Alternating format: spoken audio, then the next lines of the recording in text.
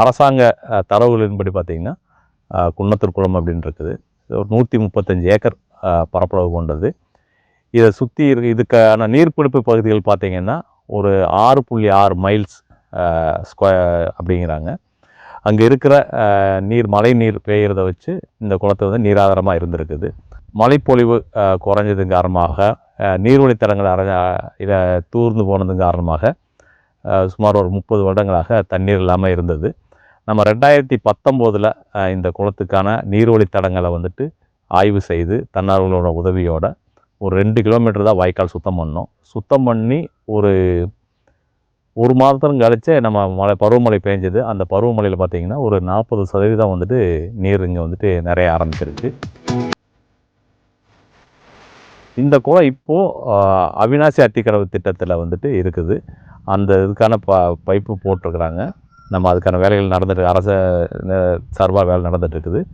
நம்ம இந்த குளத்தில் பார்த்திங்கன்னா குளத்தோட கரையை ஒட்டி மேட்டு பகுதியில் இருக்கிற கரையை ஒட்டி நம்ம ஒரு 3000 மரக்கன்றுகளை வந்துட்டு மியாவாக்கி அடவணை முறையில் வச்சுருக்கிறோம்.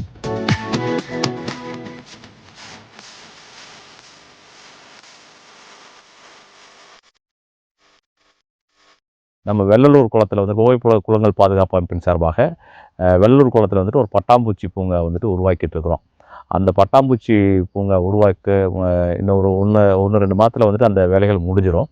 அது முடிஞ்ச பின்னாடி அதே மாதிரி நம்ம இந்த குன்னத்தூர் குளத்துலேயும் வந்துட்டு ஒரு பட்டாம்பூச்சி பூங்கா உருவாக்குறதுக்கான முயற்சிகளில் ஈடுபடலான்னு சொல்லி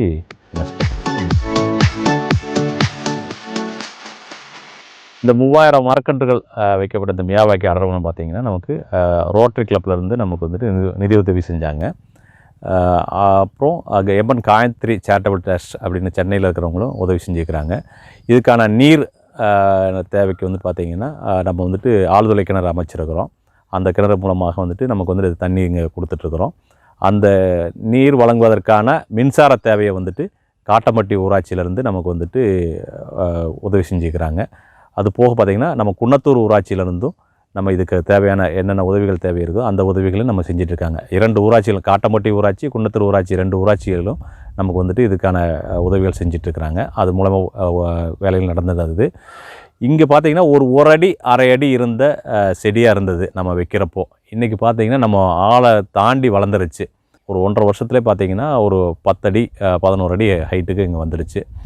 இதே மாதிரி நம்ம வந்துட்டு நிறைய இடங்களில் வந்துட்டு என்ன அப்படின்னா நம்மளால் வந்துட்டு சமூகத்துக்காக ஏதோ ஒன்று செய்யணும். தினந்தோறும் வந்துட்டு நம்ம வந்துட்டு பிளாஸ்டிக் கழிவுன்னு மட்டும் இல்லை, வந்துட்டு ஒருத்தர் போகிறதுக்காக கூட ஒரு பெரிய காரை யூஸ் பண்ணுறோம். அதனால் வந்துட்டு எவ்வளோ பொல்யூஷன் வருது. இந்த சுற்றுச்சூழலை வந்துட்டு பாதுகாக்கணும் அப்படின்னா மரங்களை நம்ம வளர்த்தோன்னா அப்படி தான் அதுக்கான தேவையான அந்த பொல்யூஷன் வந்துட்டு கொஞ்சம் கம்மியாகும்.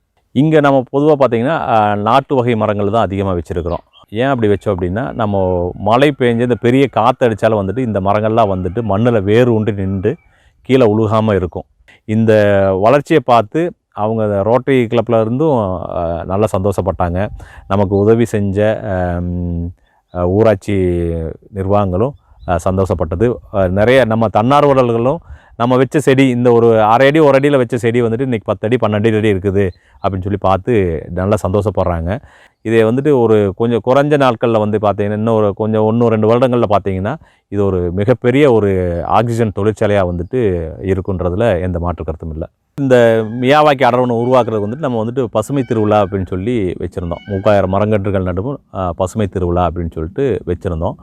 இங்கே பக்கத்தில் இருக்கிற ஊர் மக்கள் கிராம மக்கள் எல்லாருமே வந்துட்டு ஆர்வமாக கலந்துக்கிட்டாங்க. அது ஒரு பெரிய திருவிழா மாதிரியே இருந்தது.